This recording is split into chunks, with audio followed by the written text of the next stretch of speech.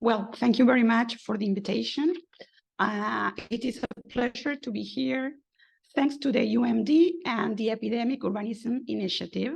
Well, as Angela said, my name is Sylvia Kornecki. I am an adjunct teacher. I teach architectural history at the School of Architecture, Design and Urbanism in the University of Buenos Aires in Argentina. I am also a specialist in higher education.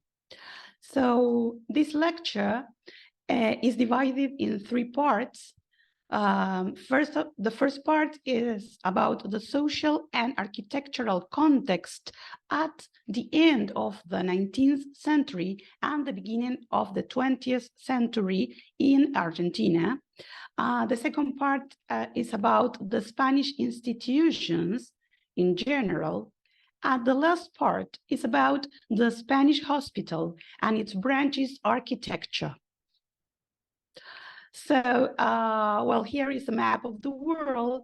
You can see that Argentina is in the south of South America.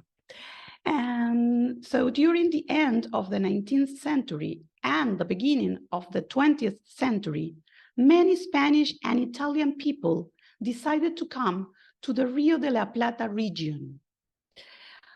Argentina and Uruguay are part of this region, since they share the river, Rio de la Plata. At that time, these were wealthy countries because they were agro-export models. So this region's economy was increasing. For this reason, European people chose it as a place to live and work.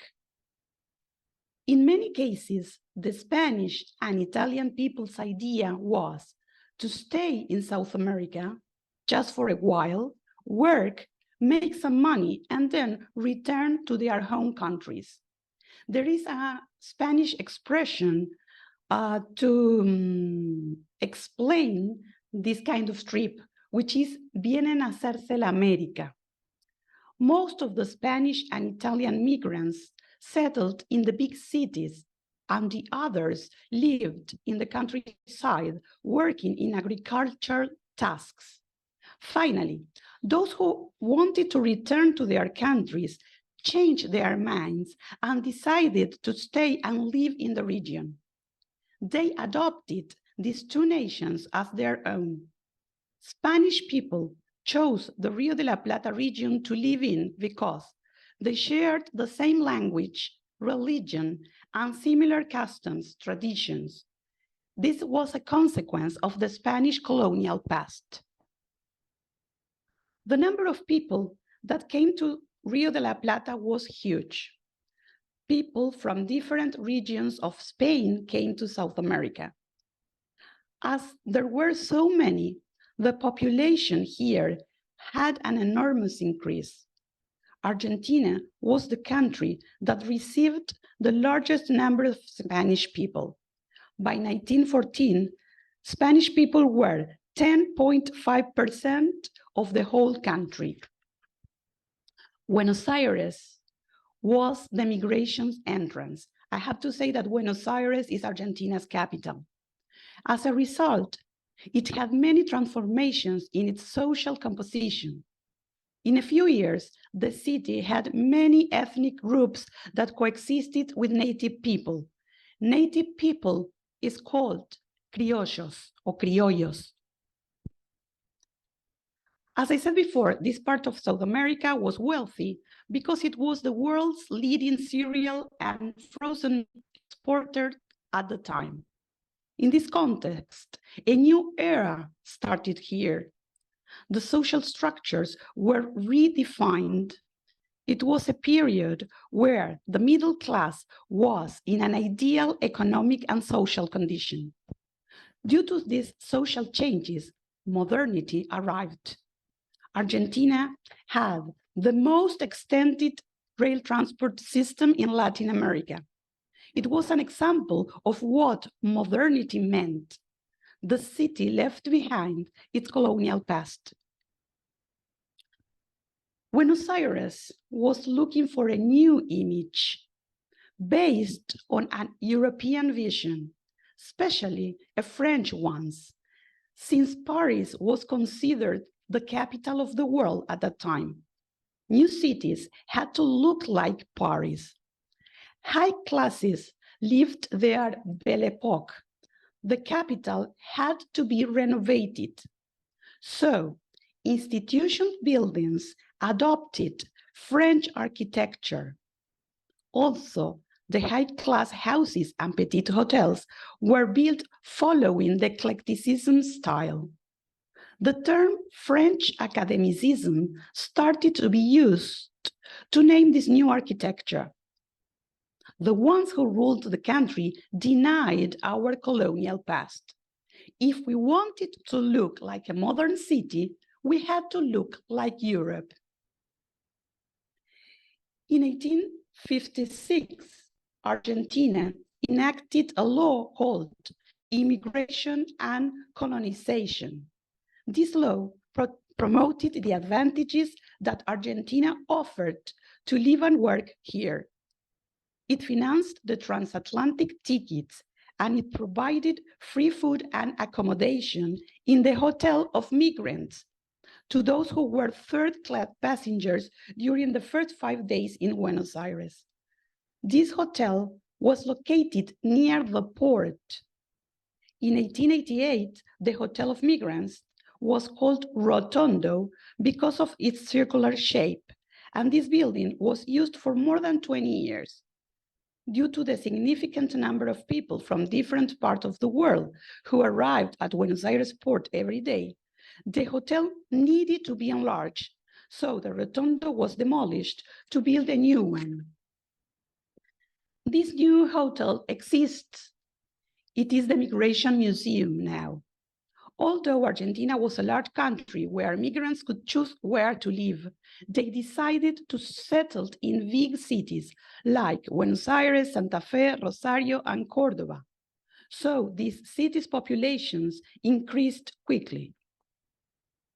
On the other hand, the Spanish and Italian migrants live in conventillos, large rental houses with many rooms, where families shared the only kitchen and toilet the building had.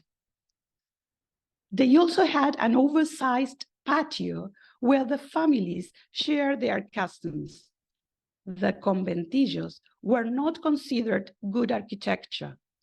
They represented a hard life for their inhabitants, but also a period of transition. A hard life because the conventillos were overcrowded, so the living conditions were not healthy.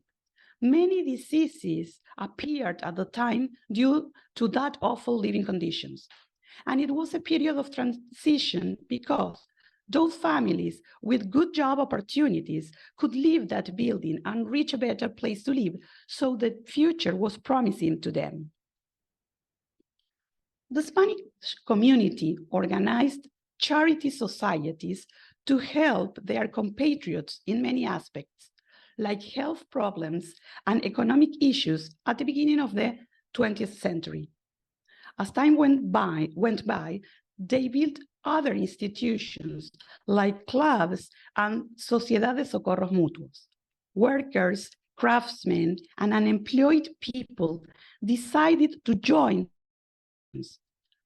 They were places where the migrants joined and shared different activities. These places were so-called sociedades de socorros mutuos. There were various of them in different cities of Argentina and Uruguay. There were clubs, hospitals, casinos, where the Spanish community participated in social, cultural, and sports events. Casa de Socorros Mutuos still exists and continues to giving help to the community. The Spanish club in Rosario, the Spanish club in Buenos Aires, the Casal de Catalunya in Buenos Aires still exists. The Casal de Catalunya have a theater and a library. The Spanish club and both Spanish clubs have restaurants, libraries, ballrooms, so they continue doing their tasks to the whole community. Now it's not only to the Spanish community.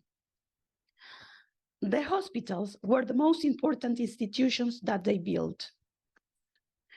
I have to say that the middle classes adopted Catalan modernism architecture as theirs.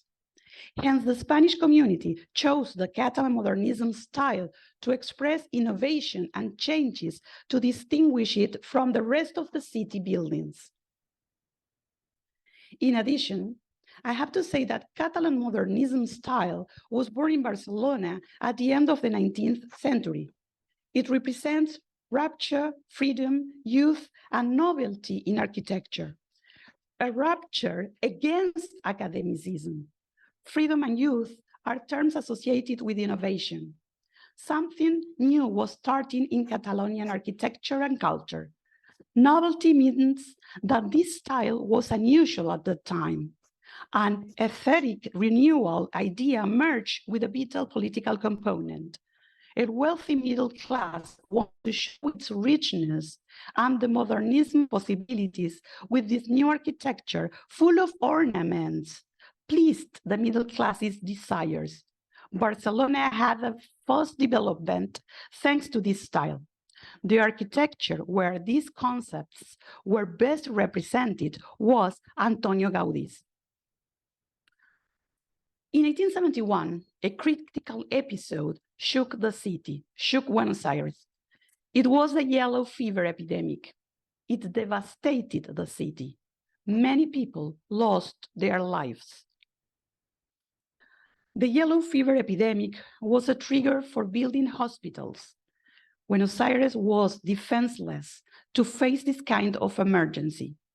Some initiatives were taken, like the water supply and the construction of a drainage system. The authorities created new cemeteries and the neighborhoods had to be reorganized. As a consequence, there was a new vision about health centers. After the epidemic, hospitals multiplied all over the city. They were situated far from downtown.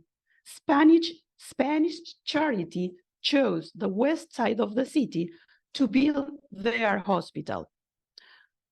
And I have to say that at the time, there were two typologies of hospitals. One was the patio typology, buildings surrounding large patios. The first hospitals with this typology were built during the Renaissance period. The other typology is the pavilion one. The first building of the Italian Renaissance, as taught in our School of Architecture, Filippo Brunelleschi's Ospedale degli Innocenti in Florence, forms one side of a city square, the other sides of which were added in imitation of Brunelleschi's loggias.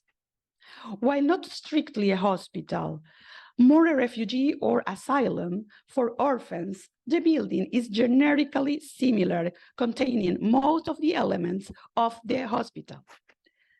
The pavilion system, our wards were arranged in narrow depth rectangular blocks linked by a corridor, which might also have other rooms.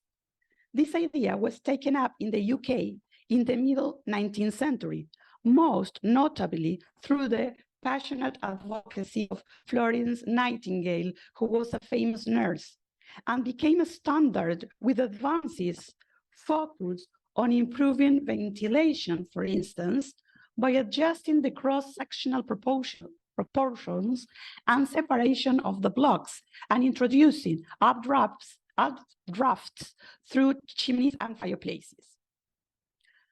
As I told you before, the new location of the hospitals looked for more ventilated areas of the city where there was less noise, but they were well connected to the center. The horse tram lines were established in the 1870s. After that, the electric ones were fundamental for the city's expansion. Moreover, it provided services to its inhabitants. Likewise, the presence of hospitals generated development in its vicinity and favored the establishment of people linked to it. Thus, Spanish families decided to build their houses near the hospital. The Spanish hospital. In 1852, the Spanish Society of Charity was founded. Since then, they needed to create a health center called Asylum. Furthermore, they started organizational tasks like the search for funds to make it happen. However, the Spanish Society of Charity started to build a hospital in 1872. The new hospital opened to people in 1877. It was a group of buildings organized by patios with gardens. By 1910, the hospital had 250 beds, a lab, X-rays, and central heating. It had a chapel that dominated one of the patios. It took people's attention from the street because it was the only elevated building on the block. The chapel was designed by the architect Alejandro Christophersen. He was a Norwegian architect who built many academic buildings in Buenos Aires. At the beginning of the 20th century, the hospital needed an expansion, a new level on the main wing. For this purpose, the Spanish Society of Charity authorities prepared an architectural contest. The architect Julián García Núñez was requested to work on the expansion by the Spanish Society of Charity, although he did not win the contest. He had to adapt his project to the Spanish community ideas. He had a second prize. The jury rejected the project because the facade design did not reflect the activities inside the building. According to them, it did not have a hospital image, and it did not follow the design with its neighboring buildings. Sorry. The architects did not accept the new modernist style. They considered that academicism was the correct style. One of the members of the jury was Alejandro Christophersen, who was the chapel designer. But who was Julián García Núñez? He was born in Buenos Aires in 1875. His parents were Spanish. When he finished high school, he traveled to Barcelona to study architecture at the Superior School of Architecture, whose dean was Luis Domenech i Montaner. Luis Domenech i Montaner was another leading architect of Catalan modernism in Barcelona. As soon as he graduated, he started to travel through Europe and Africa, and in 1903, he returned to Argentina. He had an intense social life. He was a member of the Spanish Club and the Casal of Catalunya. Thanks to his social life, he could develop his professional life. He started working with his father, who was a constructor. Between 1906 and 1916, he created his modernist works. After that, his style radically changed and he started to design neoclassical buildings. He died in Buenos Aires in 1944. But why is he so important? Buenos Aires Spanish community adopted him as its architect. He was and is one of the leading architects of the Catalan modernism style in Argentina. The original building with its patios, the chapel, and the context, the constructions near the hospital, helped Julián García Núñez to organize his ideas. He respected the general project that occupied a square block. His job was to add a new level, respecting the lower level. He repeated the windows written, and he attached narrow windows. However, his contribution gave the hospital its identity. This image was a landmark for the inhabitants of the city. He added a facade system to the new plan. He'd use this facade system in the future in other buildings. The building had a meaningful central area and two ends with top highlight elements. Each one of these three parts had pillars The pillars ended in a turret shape, created a third level framing the domes. Tiles covered and ornaments with green details.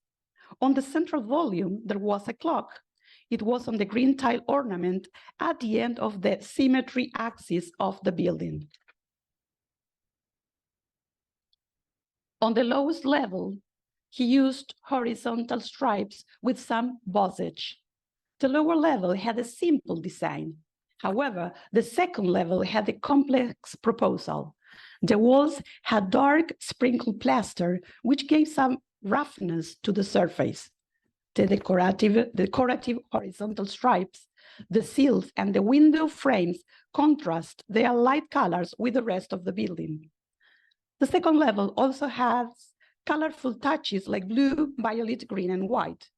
The vitreous ornaments were geometric flower branches set over the windows. The architect also used glass and iron marquee on the hospital's entrance.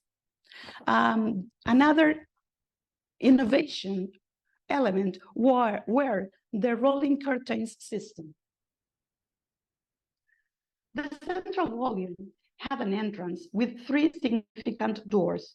The architect created a sort of apse to incorporate the stairs. This entrance had majestic illumination from the back windows and the upper level ones. It's a pity that there are not photos or register about this entrance with the lights. The architect's touch was in every detail, like the tile floor or the stairs handrails. The hospital project appeared in different Catalan architectural magazines as foreign architecture, like Architecture and Construction. Despite the hospital's impact, which has been a landmark in the neighborhood for decades, a big part of the building was demolished. It happened in 1967. It lost the central volume and one of the wings. Today, we can see a small part of it over the Anfun Street. Unfortunately, the building that remains is on sale now. The Spanish community decided to build a hospital branch in the city's south. Some chronic illnesses were treated there. A well-known Spanish salesman donated a lot of 7 hectares, it is 70,000 square meters, in Temperley, a small town in the South City's suburb. Julián García Núñez was in charge of the project. In 1908, the foundation stone was laid. This hospital is similar to Santa Cruz and San Pablo Hospital in Barcelona, whose designer was Luis Domenech Montaner. Both buildings have similar guidelines, diagonal pavilion typology. Temperley's hospital did not show any Gothic elements like the Catalan one. Barcelona's hospital was situated in an urban area and the other was situated in a rural place. Part of the building was inaugurated in 1913. The hospital would never be completed as the architect had thought it. This original project had a strong symmetry axis that divided the chronically ill people from the operating rooms, the pharmacy, the dining room, and the kitchen. On one of the axe ends, there was an entrance, and on the other end, there was a chapel. The pavilions repeated like a pattern in parallel with the central line. They were joined with a path covered with a marquee. The orientation of the pavilions, avoiding the north and south ends, made possible adaptable and controllable ventilation and sunsets during the year. The remaining drawings of the pavilion project made us think about the secessionist influences, especially Aldrich. Julián García repeated some compositive elements in both hospitals. It had a leading volume with its dome and 2 prominent ends. In this case, the ends had plain roof. the architect managed a balance between the central area and the ends. The entrance had a slightly curved marquee made of iron and glass, like the Spanish hospital in the city. The end volumes had horizontal stripes. Today, the building is residence for elderly care. The gardens have a lot of grown trees and big pergolas. It is nice to walk along its path. Although the pergolas are not the same as Julian had projected, the purpose was the same. To sum up, although both hospitals were built in the first decade of the 20th century for the same institution, Garcia Núñez set out two different projects. One is located in the city, the other in a rural area. He only had to design, in the city, only had to design the upper level of the hospital instead of temperlates. So there, he had a large lot and freedom to create what he wanted. This hospital design is simpler. It did not have colors on its walls and had a few ornaments. While in the Spanish Central Hospital, every compositive element was emphasized with white and green tiles, glass panels, ornaments, and highlighted top ends. However, in both cases, there were iron curved marquees and domes as significant elements with Catalan modernist details. So we are talking about two clear examples that were designed in two different environments, but with similar compositive elements. One is more austere than the other, but both were created following modern ideas. Garcia Núñez reinterpreted Catalan modernism and created his architectural styles. It identifies Spanish culture in Buenos Aires. Thank you very much.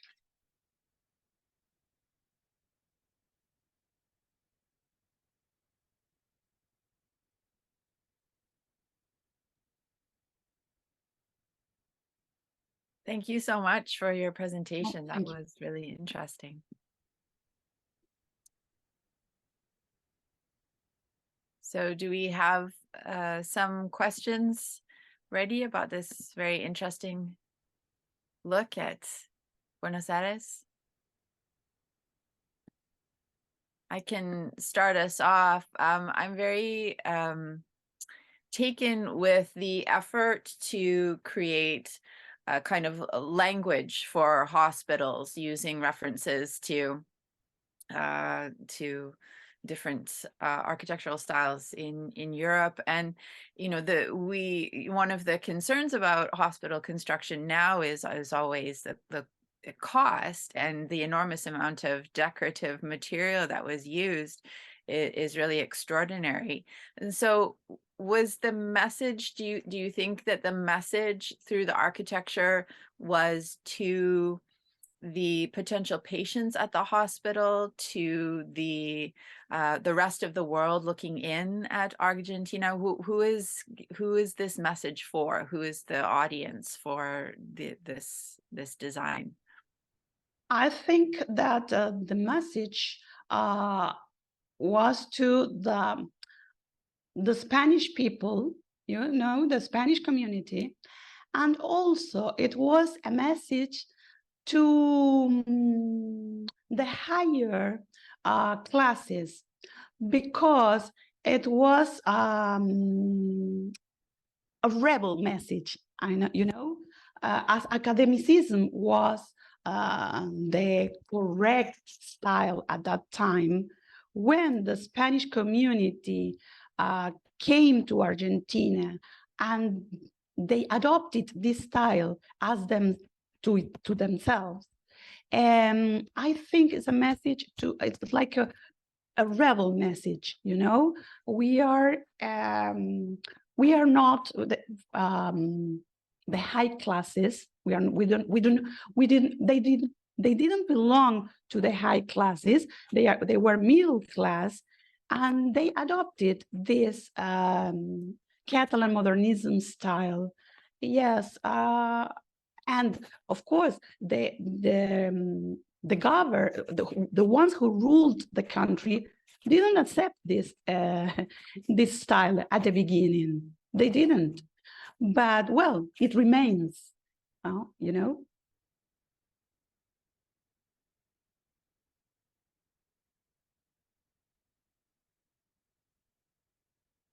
Do you have another question? What do we think? There's Well, a lot. that's There's a lot to absorb. Yeah, yeah, I know. Sorry, go ahead. Let me and Talha, yeah. Talha and Ray have questions. So Talha, you go first, and then My Ray. question is, so we've seen a lot of interesting buildings in the slides, and they're mostly monumental buildings. So my question is, what about the modern architects, like today's architect who is working on health industry? Are they interested in more modest building, or something straight to the point, solve the health issues, and create less monumental looking buildings, but integrated more to the community? Or they are still in the side of like big architecture, big openings, big gates? So what is the current fashion in architecture in Argentina? Okay, nowadays I have to say that they continue building monumental hospitals. You know, we have a lot of hospitals that were built during the 40s and 50s, and they are monumental. And also in my neighborhood, I live in the suburbs. 2 years ago, a big hospital was built with, so this idea of the monumental stills, okay, still remains. If we talk about smaller health centers, not hospitals, health centers, which are smaller, yes, they are austere, and yeah, and the patients who go to these health centers are treated for not very complex illness. But if you have, a surgery or something like that, you have to go to the big hospitals. Yeah, they are big. Yes. Also the modern ones, which were constructed which were built, in the 70s, 80s, 90s, were monumental. Yeah. Ray, you have a question. Did you find that there was a separation or prioritization of like certain design aspects when dealing with physical health versus mental health throughout Argentina's history? Yeah, are you asking if there are a separation, different buildings? Right. A, are there different physical buildings, and then B, the design of each of those buildings, are they different? Like, was there more ornamentation for physical health buildings versus mental health, which maybe be like, shunned away?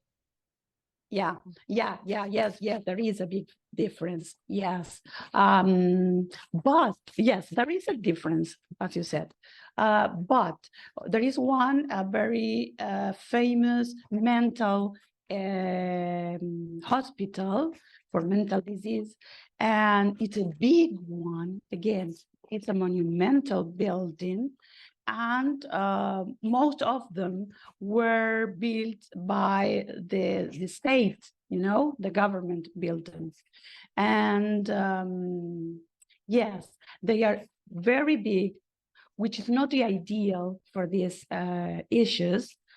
And they have another problem, which is that the government doesn't invest much money, So the construction conditions are not the best conditions, and it's a pity. However, if the buildings are private buildings, it changed completely. There are very small buildings, modern, with no ornaments. But you have to pay a lot of money if you have a relative that has to be there, you know.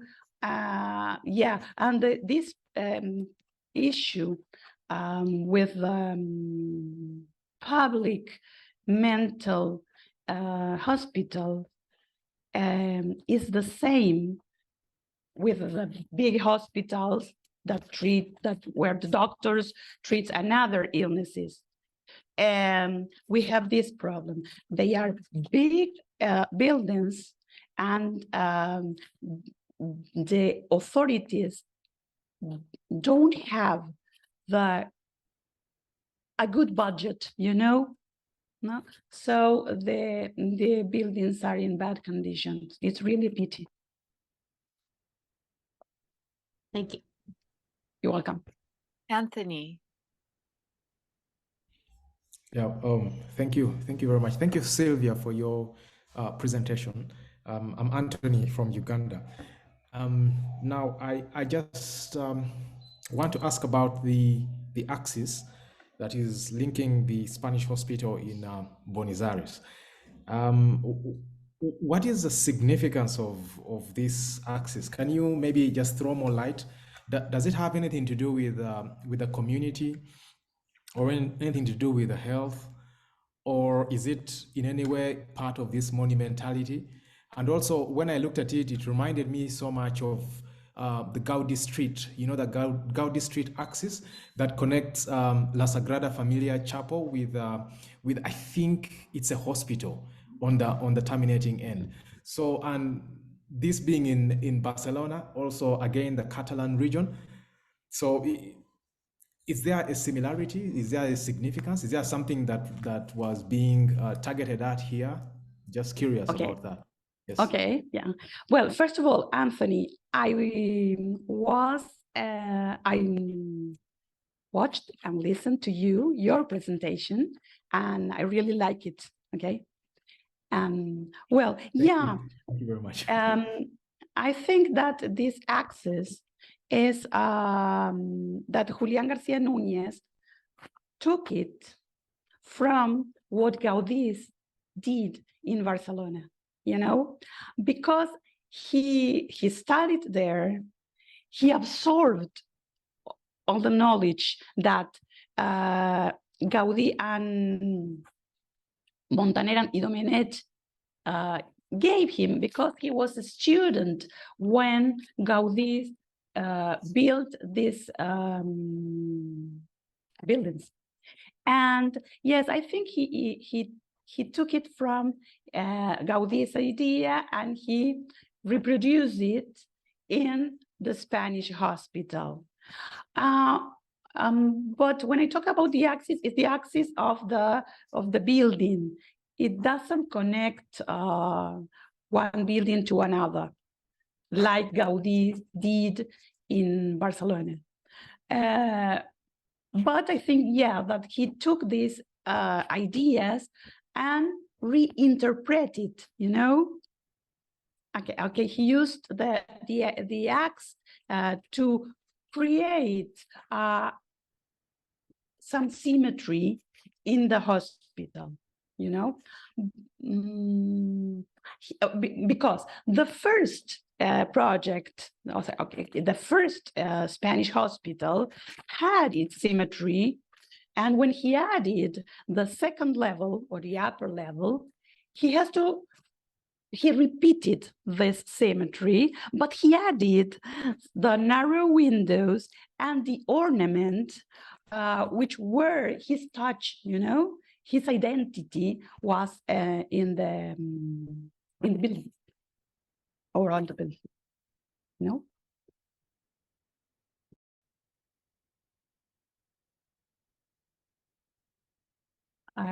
I don't know. Do you have any other question there? No, thank you. Thank you. That Okay, thank you. Thank you. Just... Aileen, would you like to ask your question? Yeah. Yes. You mentioned that more development occurred near hospitals. So I was wondering what had occurred to other locations that are further away from hospitals as people migrated to areas that were closer to hospitals. Can you repeat it? I didn't understand. Can you repeat the question, please? So as people kind of migrated closer to hospitals, as they were developing, what had occurred to other locations that are further away from hospitals? Okay. Oh, yeah, I now I understand. You mean what happened to the people who didn't live near the hospital? Mhm. Yeah, yeah. Yes, and like the developing communities that are kind of further away. Okay. Well, many hospitals were built at that time, and other communities, like the Italian one, the French one, the British one, had their hospital. So the buildings are located in different parts of the city. Buenos Aires is a very big city. And there were many hospitals. So if you don't live near the Spanish hospital, you have another one in another part of the city. Is this the what you want to know? Yes, I was Eileen? just kind of wondering if like cities were being kind of like abandoned, if there was like a central hospital that people were kind of trying to move towards. Yeah, so some people have um, to go to the hospital. The people who need to go to the hospital and they don't live near to them, they have to travel. This is another thing that happened now in Buenos Aires. Public health care is very good here. So among the lot of problems that, like I said before, economic and building conditions, but the doctors are very, very good. So people from the suburbs travel every day to be treated in these public hospitals. And there is a problem that the doctors had a lot of work. I think that Anthony told something similar in Uganda last Wednesday. And, the doctors worked for many and many hours. And if you want to have an appointment with the doctor, you have to wait more than 2 or 3 months because you don't have to pay a peso to be treated. We have good doctors, but it's impossible to treat all the people. This is what is happening now here. And in the private hospitals happens the same. We have to wait a lot to have an appointment with a doctor. It's one of the big problems of the city and the country, of course. Thank you. You're welcome.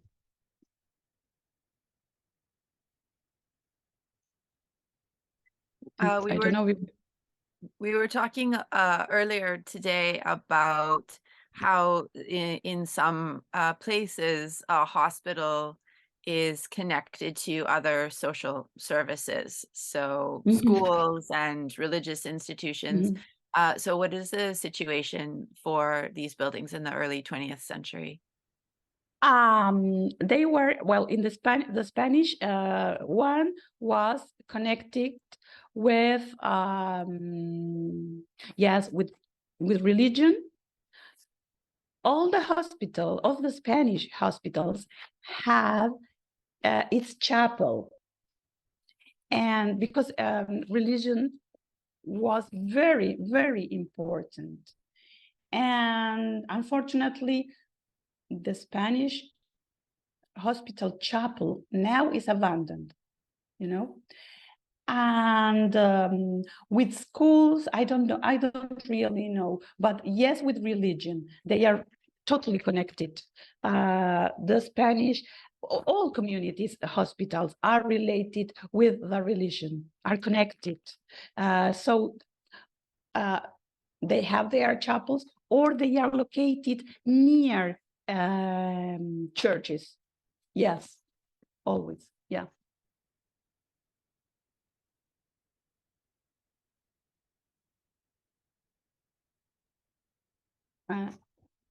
Do we have any other Do you have questions? any other Colette? question? Yeah, Colette. Colette. I have one more question.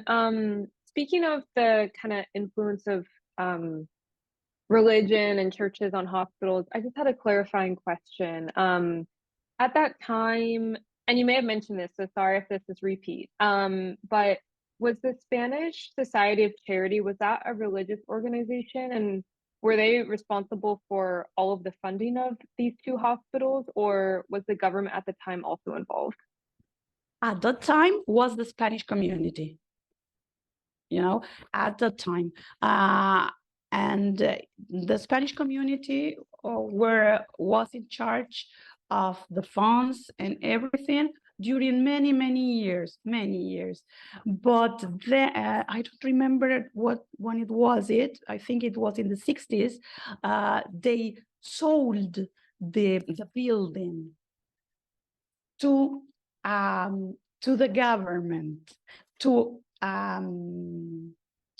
a public association, and they decided to demolish this building, the most part of the building, and they built a modern one, and it didn't depend on the Spanish community anymore, and the old people were treated there. And I think it still remains.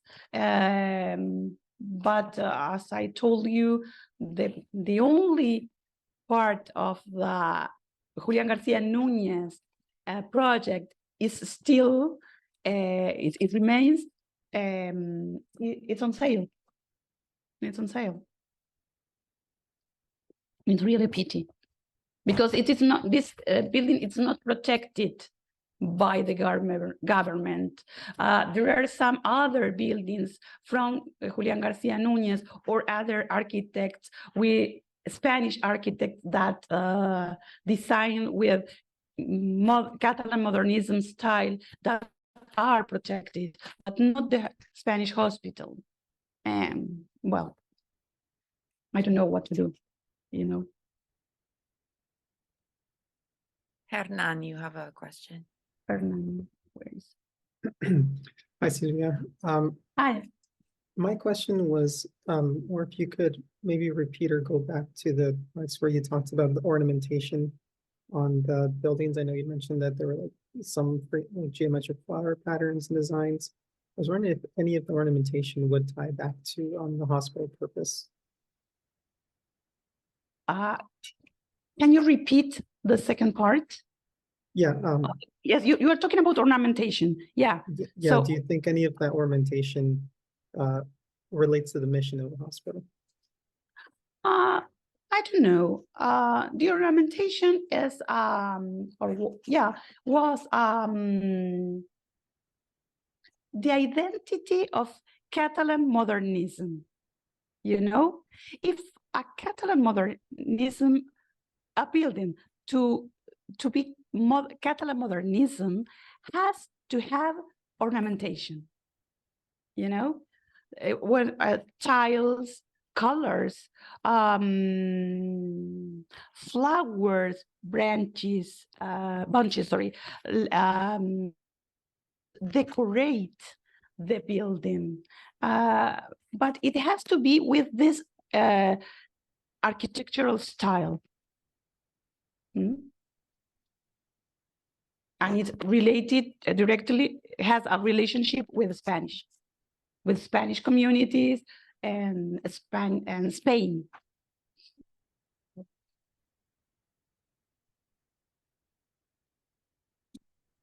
I don't know. This is really interesting. What do you have any information about the original interiors? Were they similarly embellished with this Catalan modernism? Well, what I have is the information is, well, as Gaudí did in his buildings, Catalan modernism buildings here have the stairs handrails with a lot of ornamentation, you know, and they are made of iron, and they use the wood. They also use wood in the interiors, and lot of colorful glasses in the windows. But there is one difference, that here the buildings don't have curves, lines like Gaudí have in his buildings, like Batlló House, Mila House, his own house, Gaudí's own house, Parque Güell in Barcelona. The buildings here don't have these curved lines in the interior. And as I was told, the Spanish institutions in Buenos Aires don't have the any Spanish member now, you know, because they are open to the whole community, and the buildings lost this atmosphere that they had at the beginning of the 20th century, when all the Spanish community had meetings there, they celebrate events, and they don't have this. They don't have this anymore.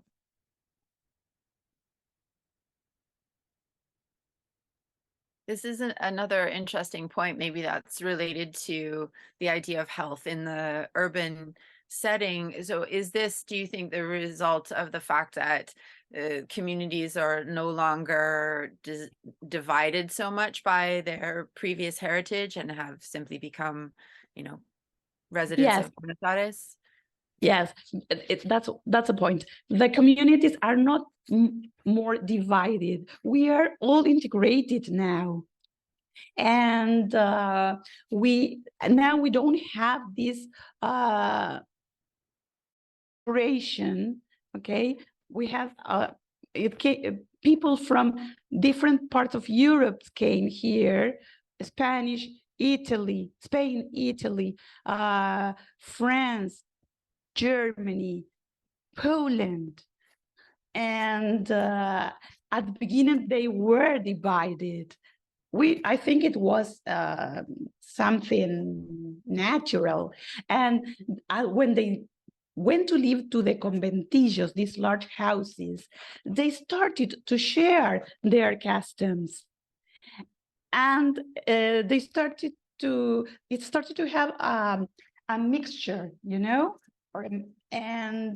So the Italian people had a relationship with the Spanish one and with the Polish one, and well, yeah, we said that Argentina is a crisol de razas. It's a group of people from different places that built this country. So now there are no divisions. No. So we are all integrated, which is very good. And it's really nice to have, I don't know, some neighbors but well, now we are all from Argentina, but our grandparents came from Europe, and it was very nice to know, to have a neighbors from Spain, and my grandparents were from Poland, and this, how did they exchange their customs? Thank you. Well, No, thank thank you you. so much for your wonderful presentation and for your Thank you very thoughtful much. responses to our questions. That was really great, and it's left us with a lot of things to think about. So thank you.